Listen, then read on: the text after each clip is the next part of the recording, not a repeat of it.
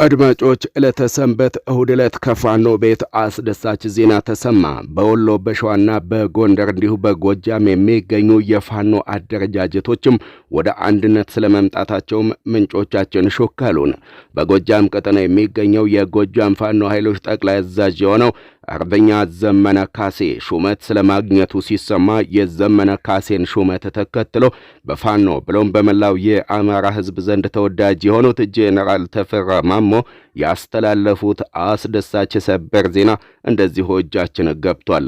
ብልጽግናና የብልጽግና ሹማምንትም ቢሆኑ ከፋኖ ጋር ያካሄድ ነው የምንገኘው ውጊያ ውጤታማ አልሆነም ሲሉ በ4 ኪሎ ቤተ መንግስት ስለመገምገማቸውም ተሰምቷል።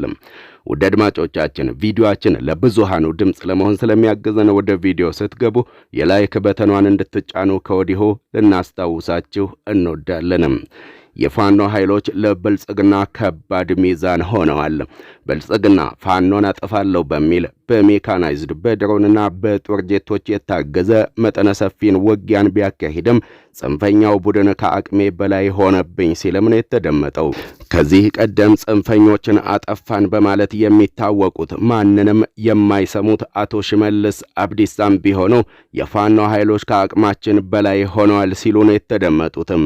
ሰላም ጤና ይስጥልን ውድ አድማጭ ተመልካቾቻችን እንደምን አላችሁ? አድማጮች ዕለተ ሰንበት ወደ ስቱዲዮ በገባንበት በዚህ ሰዓትም የፋኖን ኃይሎች በተመለከተ አስደሳች ዜናዎችን እየሰማን እንገኛለን።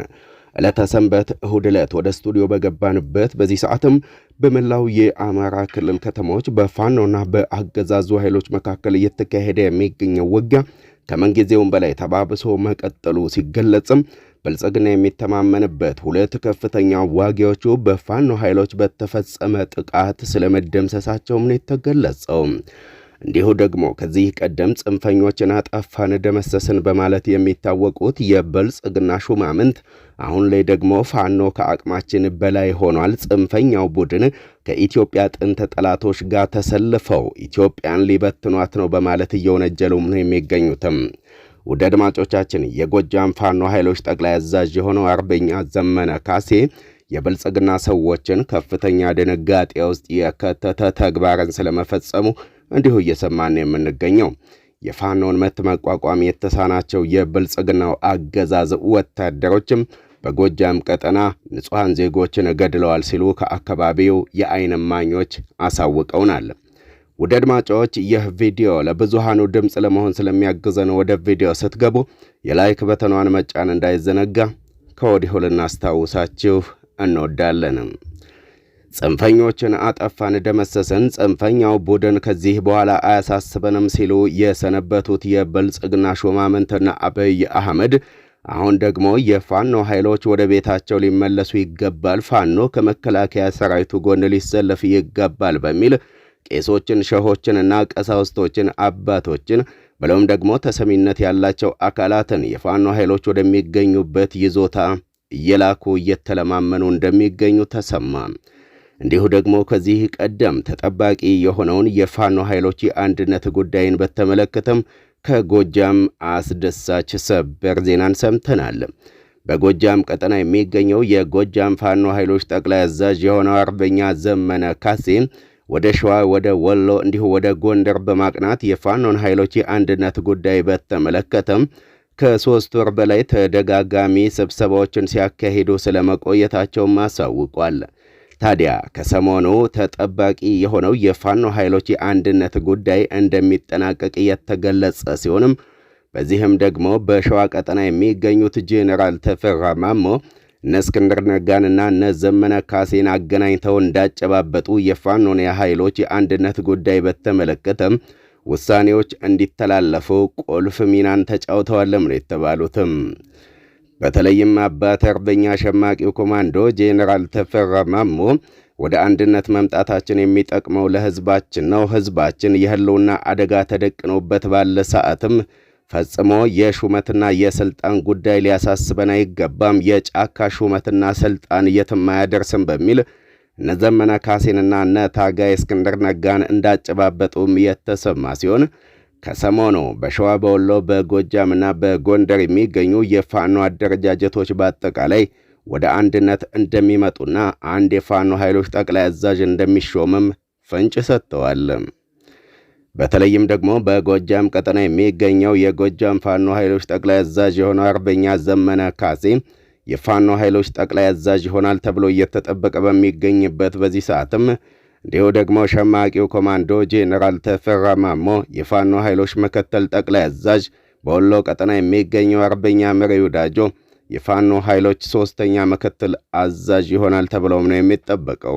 በሌላ በኩል የብልጽግናው ጄኔራሎች ጽንፈኛው ቡድን ከአቅማችን በላይ ሆነ አሉ። የኦሮሚያ ክልል ርዕሰ መስተዳደር የሆኑትም አቶ ሽመልስ አብዲሳም አብቅቶልናል፣ ፋኖ ከአቅማችን በላይ ሆኗል ሲሉም ነው የተደመጡትም።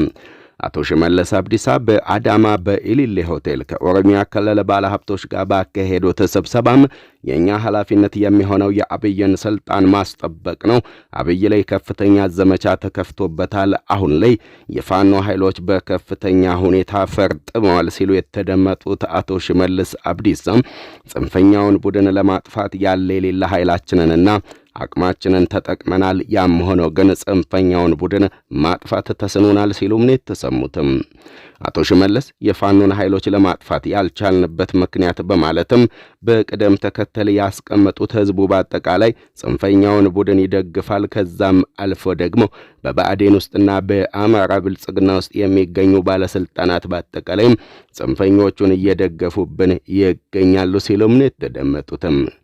ጽንፈኛው ቡድን የኛን ኃይልና የኛን ምት መቋቋም ሲሳነው አሁን ላይ ከኢትዮጵያ ጥንት ጠላት ከሆኑት ከግብጽና ከሻቢያ የጦር መሳሪያዎችን እየተቀበሉ ይገኛሉ።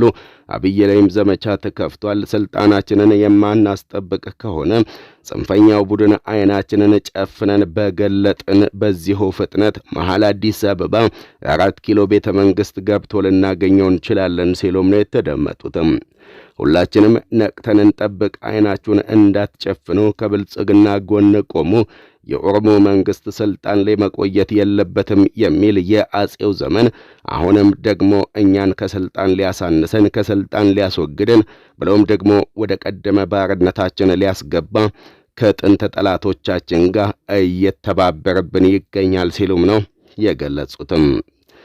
በሌላ በኩል ጄኔራል ተፈራ ማሞ የፋኖን ኃይሎች የአንድነት ጉዳይ ተከትሎ ደስታቸውን ገለጹ። ከዚህ ቀደም ወደ ጫካ የገባውት ለሹመት ለስልጣንና ለሽልማት አይደለም ሲሉ የተደመጡት ሸማቂው ኮማንዶ ጄኔራል ተፈራ ማሞ እነ ዘመነ ካሴና እነ ታጋይ እስክንድር ነጋ በመካከላቸው የሚገኘውን አለመግባባት ለመፍታት እየሄዱበት የሚገኘው መንገድ በከፍተኛ ሁኔታ እንዳስደሰታቸው ሲገልጹም ተሰምቷል። ዘመነ ካሴንና እስክንድር ነጋን በማሰባሰብ ትልልቅ ሚናዎችን የተወጡትም ሸማቂው ኮማንዶ ጄኔራል ተፈራ ማሞ ፋኖ ወደ አንድነት መምጣቱ የሚጠቅመው ለህዝባችን ነው። ህዝባችን የህልውና አደጋ ተደቅኖበት ባለበት በዚህ ሰዓትም ለሹመትና ለስልጣን መሻኮቱ ፍጹም ተገቢና ትክክል አይደለም በማለት የገለጹት ጄኔራል ተፈራ ማሞ አሁን ላይ ግን የፋኖን ኃይሎች ወደ አንድነት ለማምጣት ከሸዋ፣ ከወሎ፣ ከጎጃምና ከጎንደር የተወጣጡ የፋኖ አደረጃጀቶችም ጥብቅ ውይይቶችንና ስብሰባዎችን እያካሄዱ ይገኛሉ በማለት የገለጹት ጄኔራል ተፈራ ማሞ በዚህም ፍጹም ደስተኛ መሆናቸውን ሲገልጹም ነው የተሰሙትም። የፋኖ ኃይሎች ወደ አንድነት የማይመጡ ከሆነ ይህ ትግል ሊቀለበስ ይችላል። ይህ ትግል የሚቀለበስም ከሆነም ታሪካዊ ተጠያቂ የምትሆኑት የፋኖ ከፍተኛ አዛዥና መሪዎች ናቸው በማለት የገለጹት ጄኔራል ተፈራ ማሞ ጊዜ ገደብ ሳይሰጠው የፋኖ ኃይሎች የአንድነት ጉዳይ ተጠናቆ በጉጉት ለሚጠብቀው የኢትዮጵያ ሕዝብም ይፋ ሊሆንና ከዚህ በኋላም የጎንዮሽ ትግልን በማቆም በአንድነት ቆመን አፈሙዛችንን ወደ ጠላታችን ልናዞር ይገባል ሲሉም ነው የተደመጡትም። ውድ አድማጮች፣ በሌላ በኩል የህወሓት ጉዳይም እንዲሁ ከፍተኛ አሳሳቢ ስለመሆኑ ተገለጸ። በተለይም በብልጽግና ሹማምንት በኩል ህወሓት የፋኖን ኃይሎች እያስታጠቀና እየደገፈ ይገኛል። ዘመናዊ የጦር መሳሪያዎችንም እያስታጠቀ የሚገኘው እሱ ነው በሚል ከፍተኛ ትችት በህወሓት ላይ እየተሰነዘረ በሚገኝበት በዚህ ሰዓትም ከአማራ ክልል ከተሞች የተውጣጡ ከፍተኛ የፋኖ አዛዦችና መሪዎችም ወደ መቀሌ በተደጋጋሚ እንደሚያቀኑና የህወሓትና የቲዲኤፍን ብሎም ማለትም የቲዲኤፍና የፋኖን ኃይሎች ቅንጅት በተመለከተ ተደጋጋሚ ውይይቶችን እንደሚያካሄዱም ነው ምንጮች የገለጹልንም። ይህንንም ተከትሎ ከዚህ ቀደም ህወሓትና ጽንፈኛው ቡድን ተገናኘብኝ፣ እንዲሁ ደግሞ የህወሓት ኃይሎች የቲዲኤፍ ኃይሎች ወደ ወሎና እንዲሁ ወደ ጎጃም ዘልቀው ገብተው ከፋኖ ኃይሎች በስተጀርባ ተሰልፈው ጥቃት እየፈጸሙብኝ ይገኛል በማለት በተደጋጋሚ ሲገልጽ የቆየው አገዛዙ አሁን ላይ ደግሞ ህወሓት ከፋኖ ጋር ተሰልፎ ኢትዮጵያን ሊበትን ነው በሚል እየተማጸነም ነው የሚገኘው። ታዲያም የብልጽግና ሹማምንት የሆኑትና አብይ አህመድ የፋኖ ኃይሎች ፈጽሞ ከህወሓት ጎን መሰለፋቸው ትክክል አይደለም፣ የህወሓት ፍላጎት ከሻዕቢያ ጋር ተሰልፎ ኢትዮጵያን መበታተን ነው፣ ኢትዮጵያን መበታተን አያስፈልግም፣ ለጦርነትም ይሁን ለሰላሙ ሀገር ያስፈልጋል። ስለዚህ ፋኖ ከጽንፈኞች ጋርና ከኢትዮጵያ ጥንት ጠላቶች ጋር ተቀናጅቶ እያካሄደ የሚገኘውን ውጊያ በአፋጣኝ በማቆምም ወደ ሰላማዊ መንገድ ሊመለስ ይገባል እያሉም ነው የሚገኙትም። ይህንንም ተከትለው የፌዴራል መንግስቱ ለነ ዘመነ ካሴ፣ ለነ ታጋይ እስክንድር ነጋ፣ ለነ ኮሎኔል ፈንታሁን ሞሐቤ፣ ለነ መሪው ዳጆ፣ ለነ አርበኛ ሰለሞን አጠና፣ ለነ ባዬ ቀና፣ ለነ መከታው ማሞ እንዲሁ ደግሞ ሌሎች የፋኖ ከፍተኛ አዛዦችና መሪዎችም በፌዴራል ብሎም በክልል ደረጃ ሹመትና ሽልማት እንሰጣለን በሚልም ቄሶችን፣ ሸሆችን፣ አባቶችንና ቀሳውስቶችንም የፋኖ ኃይሎች ወደሚገኙባቸው ይዞታዎችም እየላኩ እንደሚገኙም ነው የተሰማው።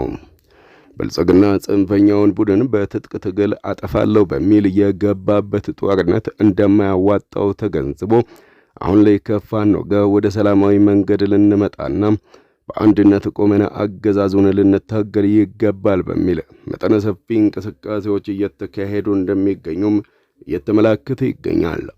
ወደ አድማጮቻችን ስለምትከታተሉና ስለምትወዱን ከልብ አመሰግነን። በቀጣይ ቪዲዮቻችን እስከምንገናኝም ሰላም ጤና በያላችሁበት ይብዛልን። ሰላም ሁኑልን።